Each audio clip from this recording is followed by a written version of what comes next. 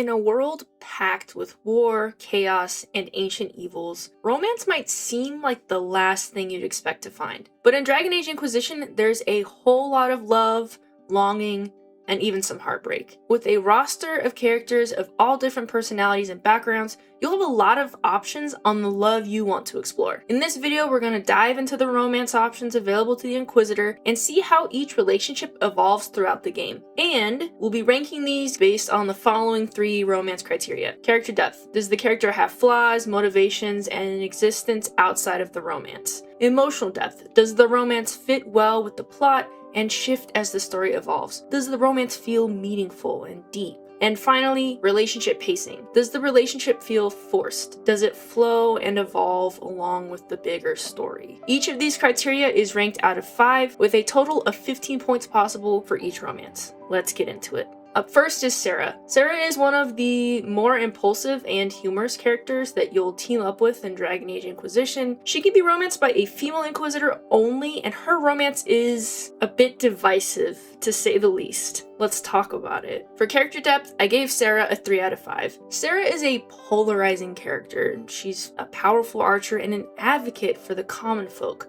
always fighting for those caught in the middle. She puts her time and energy into looking out for others, which is definitely admirable. That being said, she's really immature. You let that pisshead go. You know he's just gonna play his game somewhere else.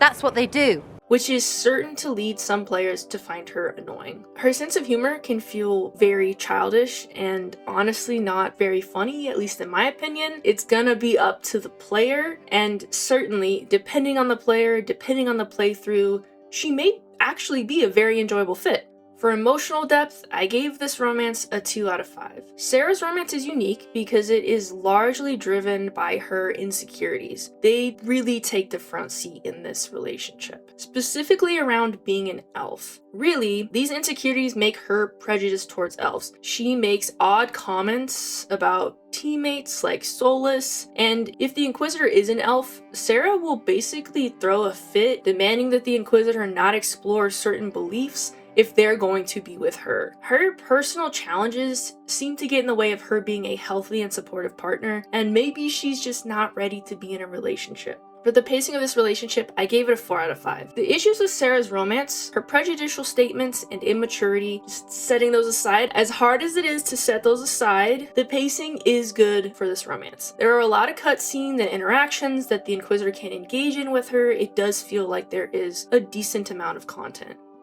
Overall, I gave this romance a 9 out of 15.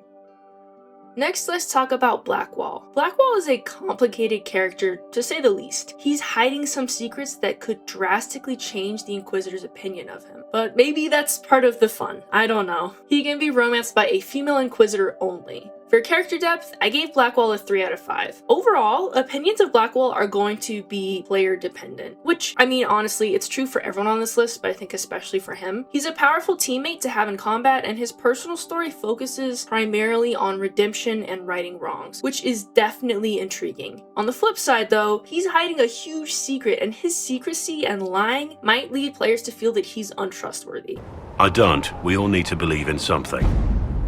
He's flawed, but he does engage in work to remedy harm that he's done in his life, which is admirable and not something that we always see in characters. For the emotional depth of this romance, I gave it a 4 out of 5. Because of the, we'll call them, complexities of Blackwall's past, his relationship is not straightforward. He's struggling with a lot with what he's done, and he deals with a lot of feelings of worthlessness, and really, he can come off as quite heavy and serious. His relationship can honestly be a bit intense, and I would say angsty would be a good word to describe it, even difficult at times, but if you push through the drama, there are some strong and impactful moments to this romance. For the pacing of this romance, I gave it a 3 out of 5. There can be some challenges with this romance, and it's not quite as straightforward as I think some players probably might want it to be. If you don't make the right choices, this romance can and will end quite abruptly. It can actually be a bit challenging, which is sort of unique for a romance. Whether that's a good or bad thing is up to you. Overall, because of the secrets that Blackwall is keeping, his romance develops much more slowly. It even has those moments of like, we can't, and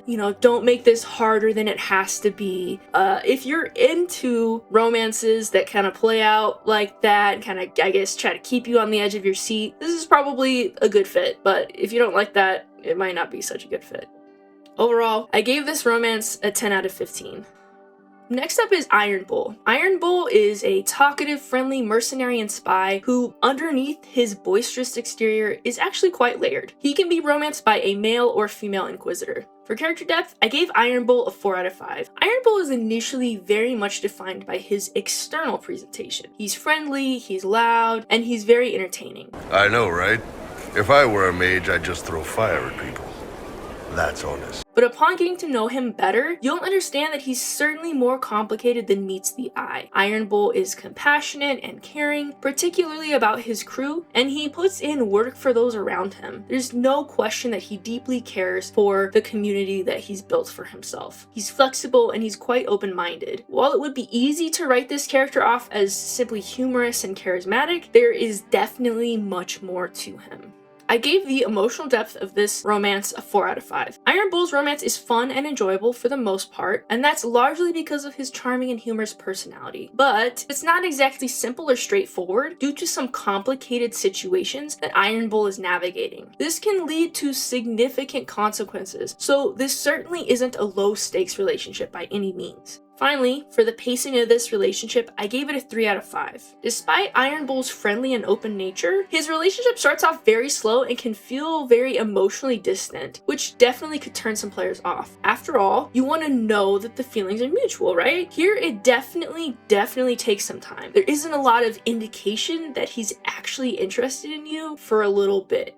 Overall, I gave this romance an 11 out of 15. Let's talk about Cullen Rutherford. Cullen is an experienced warrior who serves as the military advisor for the Inquisition. He can be romanced by female elven or human inquisitors. For character depth, I gave Cullen a 4 out of 5. Cullen is a character who brings a lot of history with him. He has previously served as a member of the Templar Order and carries trauma from his past. Lyrium grants Templars our abilities, but it controls us as well. Those cut off suffer. Some go mad, others die. He acknowledges his past mistakes and past harmful choices and puts in work to move forwards in a better way. At his core, Cullen wants to help and protect others, but he is definitely someone who is carrying a lot with him. For emotional depth, I gave this romance a 4 out of 5. Understandably, because of Cullen's past and his trauma, healing is a large part of his romantic relationship. He and the Inquisitor can work together to overcome his trauma, and this is especially well done when the Inquisitor is a mage. Cullen shows real development and growth during his romance, and he's a very romantic guy. For the pacing of this relationship, I gave it a 3 out of 5. Cullen doesn't travel with the Inquisitor in battle, and he doesn't have a lot of reactivity to the actions of the player. On top of that, there aren't a lot of additional moments or cutscenes to make up for this absence. All of this combined can make his romance feel less detailed than other romances in the game. Overall, I gave this romance an 11 out of 15. Next, let's talk about Dorian Pavus. Dorian is a humorous and charming companion who is navigating social and political tensions in his personal and family life. Dorian can be romanced by a male inquisitor only. For character depth, I gave Dorian a 4 out of 5. Dorian is an often sarcastic and frequently humorous companion. What a mad thing to say. Few people are better than I. Very well, a better person, clearly, not nearly as handsome. At least externally. His humor and personality really serve as a cover for the more complicated internal things that he's navigating. Coming from Tevinter, Dorian has faced different life circumstances than the protagonist and many of the other companions. This can lead him to make statements that are contrasting and honestly problematic. He does acknowledge his background though, and its influence on his experience of the world, and indicates that he is rethinking and growing as he experiences new things.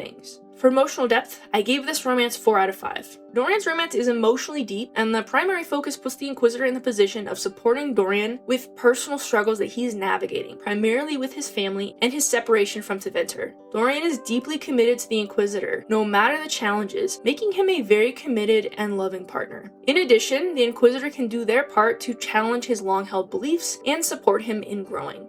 For the pacing of this romance, I gave it a 4 out of 5. Because of the trauma and issues that Dorian is navigating, his relationship is a process in communication, commitment, and patience. Dorian navigates trauma that has been inflicted on him by his family because of their refusal to accept his sexual orientation. So understandably, it's a very big deal for him to open up to a partner and have their love and support. Firm commitments are very, very crucial in this relationship. Overall, I gave this romance a 12 out of 15.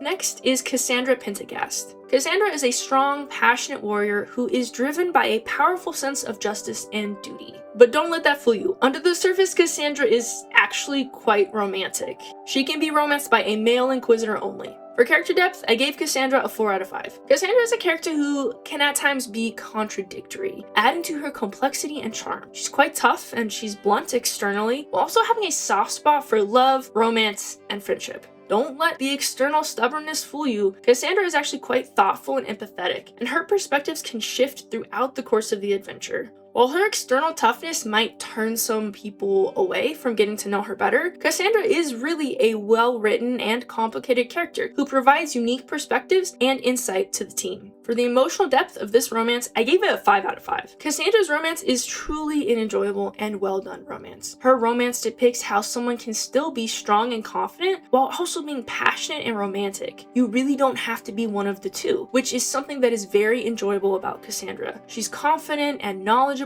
in what she's doing, and she's a romantic at heart, sweet, thoughtful, and dreaming of a romance for herself. It's really great to be able to appreciate her strength and knowledge, and to see the romantic side of her. For the pacing of this romance, I gave it a 3 out of 5. One of the major things that may impact your experience of this relationship is Cassandra's strict religious beliefs, which may lead her to becoming the divine. So I must accept what? That the Maker wanted all this to happen? That he... That can lead to some tension and conflict in the romance, for sure, and overall, it may feel like the two are just a bit contradictory to each other. Overall, I gave this romance a 12 out of 15.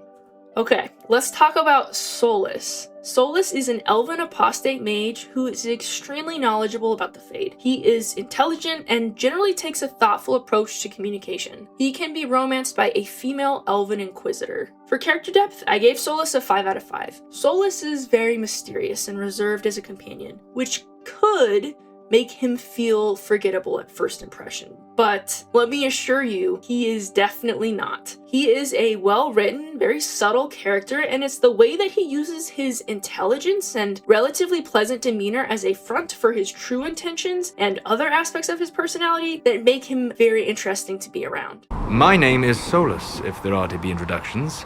I am pleased to see you still live. For the emotional depth of this romance, I gave it a 4 out of 5. Solas' romance is controversial. There's a lot of pros and there's also a lot of cons. The pros are that the romance is closely tied to the narrative of the game, making it feel very significant. Also, romancing Solas gives you more insight into his hidden vulnerabilities and a more passionate side of him. The cons are that the ending is painful, and I honestly think it could devastate someone who's really attached to this pairing. But also, that's unique, so maybe it isn't a con after all, I don't know. For the pacing of this relationship, I gave it a 3 out of 5. Unfortunately, there is a very clear lack of content for this romance. It was reportedly added late in development, and that shows. It definitely shows. There is less cutscene content and specific interaction content than in other relationships in the game, and another issue is that the overall progression of the romance is really lacking compared to other options, which can lead it to feel a little bit rushed or just maybe a little bit spotty. Overall, I gave this romance a 12 out of 15. Finally, we have Josephine Montilyet. Josephine plays a very important role in the Inquisition as the ambassador and chief diplomat. She is well connected and naturally gifted at her role due to her charm, patience, and grace. Josephine can be romanced by a male or female inquisitor. For character depth, I gave Josephine a 4 out of 5. Before the sky started bursting open, Josephine already had extensive experience with being an ambassador and even being a bard, so she certainly knows her way around dealing with people. She's dedicated to what she does, but that doesn't mean she doesn't have time for some fun or for some romance. Josephine's interesting past, combined with some secrets, keep you guessing as you get to know her better. For generations, we've done everything to keep creditors at bay. Sold our lands to stave off interest. It is infuriating to see my family still reduced to this. For the emotional depth of this romance, I gave it a 5 out of 5. Josephine's romance takes time to build. It's a slow burn for sure, especially because she has some unresolved things in her past that you two will have to address together. The development of her romance is sweet, romantic, and honestly a little cheesy, which can be very cute and refreshing. For the pacing of this relationship, I gave it a 4 out of 5. Josephine's romance does take time to build, as I said, which may discourage some players from moving forward with it, but it feels natural and it feels logical because of everything that these characters are navigating. Overall, I gave this romance a 13 out of 15. So there you have it. There is my breakdown of the main romance options in Dragon Age Inquisition. Let me know in the comments, who are your favorite romance options in this game? Do you feel like any of these characters are overrated? Do you feel like any of them are underrated? Let's talk about it in the comments. If you like more content like this, please like and subscribe, and I'll see you in the next one.